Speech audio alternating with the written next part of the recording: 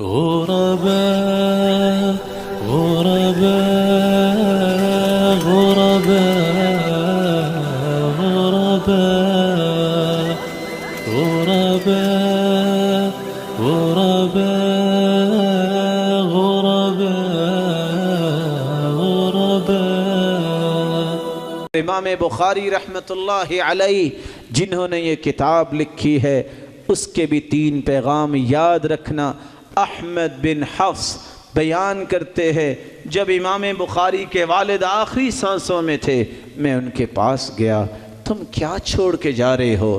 تو اس نے خوش ہو کے کہا سنو، لا اعلم من مالی درہما من حرام ولا درہما من شبہہ، میں اپنے بچوں کے لیے مال ایسا چھوڑ کے جا رہا ہوں جس میں 1 درہم بھی حرام کا تو دور کی بات، میرا 1 درہم بھی شبہ کا نہیں۔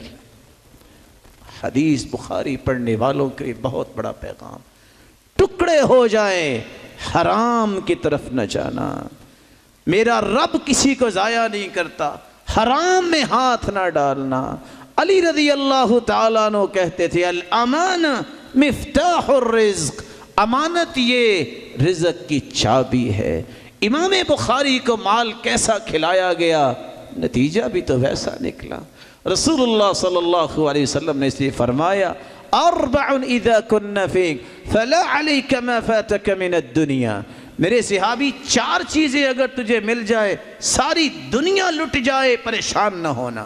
صدق و حدیث، بات سچی کرنا، حفظ و امانہ، امانت داری کا خیال کرنا، وعفت مطعم، حلال توشہ مل جانا، وحسن خلیقہ، اخلاق اچھا جس کا ہو جائے۔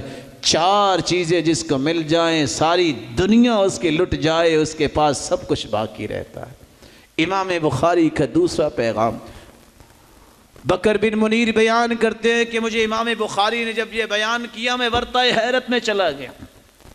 کہتے ہیں انی لأرجو ان القى اللہ ولا يحاسبنی انی اغتبت احدا، اللہ کے سامنے جب میرے معاملات کھلیں گے مجھے امید ہے میں اس حالت میں اللہ سے ملوں گا ایک بندے کی غیبت میرے نامہ اعمال میں نہیں لکھی ہوگی۔ پیغام سنیے امام بخاری کا۔ تیسرا پیغام، امام بخاری نے کبھی دل میں کسی کے بارے میں رنجش نہیں رکھی۔ ابو معاشر سامنے بیٹھے، حدیث سنی نبی نے تھے، حدیث سن کے جھوم اٹھے تو امام بخاری مسکرا دی، بعد میں کہتے ہیں استغفر اللہ استغفر اللہ یا ابا معشر اجعلنی فی حل، ابو معاشر مجھے معاف کر دو۔ کہا کیا ہوا؟ کہا آپ نے سر ہلایا تو میں ہنسا گویا کہ آپ کا میں نے مذاق اڑایا۔ تو ابو معاشر رونے لگ گیا، کہا اگر آپ کو معاف نہیں کرنا تو کس کو کرنا ہے؟